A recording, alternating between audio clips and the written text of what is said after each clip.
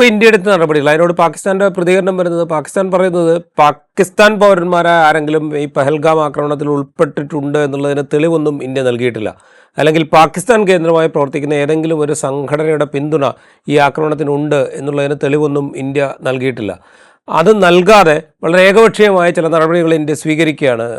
നദീജല കരാർ റദ്ദാക്കുന്നു, വിസ അനുവദിക്കില്ല എന്ന് പറയുന്നു, നയതന്ത്ര ബന്ധത്തിൽ നിയന്ത്രണങ്ങൾ. അപ്പോൾ ഇതൊരു ഏകപക്ഷീയ നടപടിയാണ് എന്ന് പാകിസ്ഥാൻ ആരോപിക്കുകയാണ്. ഇതിനോട് എങ്ങനെ റിയാക്ട് ചെയ്യണം എന്ന് ഞങ്ങൾ ആലോചിച്ചു വരികയാണ് എന്നും പാകിസ്ഥാൻ പറയുന്നത്. അപ്പോൾ ഈ രണ്ട് രാജ്യങ്ങളും തമ്മിലുള്ള ബന്ധം നിലവിൽ തന്നെ വഷളാണ്, അത് കൂടുതൽ വഷളാവുകയാണ് എന്ന് കരുതണോ? അല്ല, നമ്മള് വളരെ നമുക്കുണ്ടായ ഈ വളരെ ദാരുണമായ സംഭവം, നമുക്കെതിരെ ഉണ്ടായ ആക്രമണം ലോകത്തിനൊട്ടാകെ അറിയാം. പാകിസ്ഥാന് മാത്രമേ അറിയാത്തതായിട്ടുള്ളൂ. ലോകത്തിനൊട്ടാകെ അറിയാം. ഇത് പാകിസ്ഥാന്റെ ISIയും പാകിസ്ഥാൻ പട്ടാളവും പിന്തുണയ്ക്കുന്ന ലഷ്കർ എ തൈബ പോലെയുള്ള, ജെയ്ഷെ മുഹമ്മദ് പോലെയുള്ള സംഘടനകൾ. ഇപ്പൊ ലഷ്കർ എ തൈബയുടെ ഒരു എന്താണ് ബി ടീമാണ് ഈ ഇവരെന്ന് പറയുന്നത് റെസിസ്റ്റൻസ് ഫ്രണ്ട്.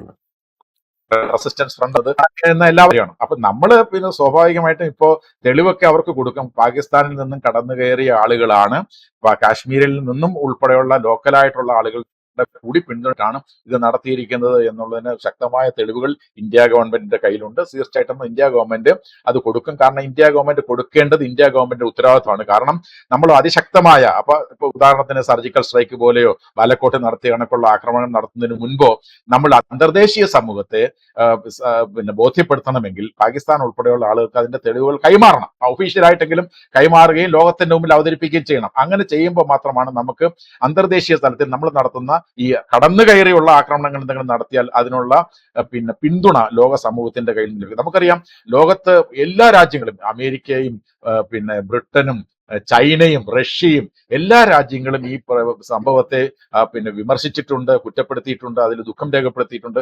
അപ്പൊ പ്രത്യേകിച്ച് പശ്ചിമേഷ്യൻ രാജ്യങ്ങളിൽ സൗദി അറേബ്യയും ഖത്തറും UAEയും എല്ലാ രാജ്യങ്ങളും, പശ്ചിമേഷ്യൻ രാജ്യങ്ങൾ മുഴുവൻ ഇന്ത്യക്ക് പിന്തുണ പ്രഖ്യാപിച്ചിട്ടുണ്ട്. അപ്പൊ സ്വാഭാവികമായിട്ടും ഇപ്പോ നമുക്ക് ലഭിച്ചിരിക്കുന്ന ഇന്റർനാഷണൽ സപ്പോർട്ട് നമുക്ക് നഷ്ടപ്പെടാതിരിക്കണമെങ്കിൽ അന്തർദേശീയ സമൂഹത്തെ, ഇത് പാകിസ്ഥാൻ തന്നെയാണ് ചെയ്തിട്ടുള്ളത്, ISIയുടെ പിന്തുണയോട് കൂടിയിട്ടാണ്, അല്ലെ പാകിസ്ഥാൻ പിന്തുണയ്ക്കുന്ന ഭീകരവാദികളാണ് ഇത് ചെയ്തത് എന്ന് സംശയാതീതമായി അന്തർദേശീയ സമൂഹത്തെ ബോധ്യപ്പെടുത്തണം.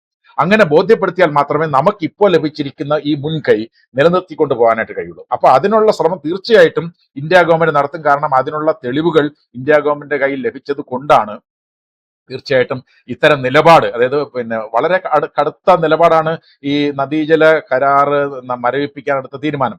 കാരണം അതുകൊണ്ട് വാസ്തവത്തിൽ നമുക്കും ചില ബുദ്ധിമുട്ടുകൾ പിന്നാലെ ഉണ്ടാവാം. കാരണം വേൾഡ് ബാങ്കിന്റെ മധ്യസ്ഥതയിൽ ഉണ്ടാക്കിയ കരാറാണ് എന്നുള്ളത് കൊണ്ട് മരവിപ്പിച്ചു കഴിഞ്ഞാൽ വേൾഡ് ബാങ്ക് അക്കാര്യത്തിൽ അവരുടെ അപ്രിയം രേഖപ്പെടുത്താം. വേൾഡ് ബാങ്കിന്റെ ലോണുകൾ നമുക്ക് ലഭിക്കുന്നതുമായി ബന്ധപ്പെട്ട പ്രശ്നങ്ങൾ ഉണ്ടാവാം.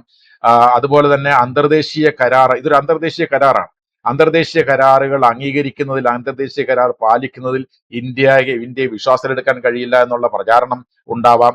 അതുപോലെ തന്നെ അവർ കോടതിയിൽ പോകാനുള്ള വലിയ പ്രൊവിഷൻസ് ഒന്നും ഈ അഗ്രിമെന്റിൽ ഇല്ല എങ്കിലും ഇന്റർനാഷണൽ കോർട്ട് ഓഫ് ജസ്റ്റിസിൽ അവർക്ക് പോകാം. അങ്ങനെ ഒരു വിഷയം ഉണ്ടാവാം.